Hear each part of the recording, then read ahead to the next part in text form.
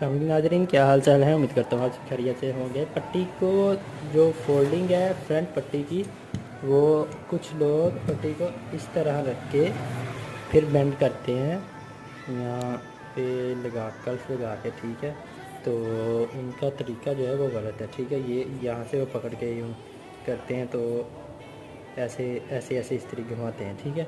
ये तरीका बिल्कुल गलत है, ठीक है। जो सही तरीका है, सही मेथड है, वो यही वाला है, ठीक है। कि आप पट्टी जो है वो आपकी आगे वाली साइड पे हो, जो सलवट आपने डालनी है वो आपने अपनी साइड को फोल्ड करनी है, ठीक है, इस तरह करके।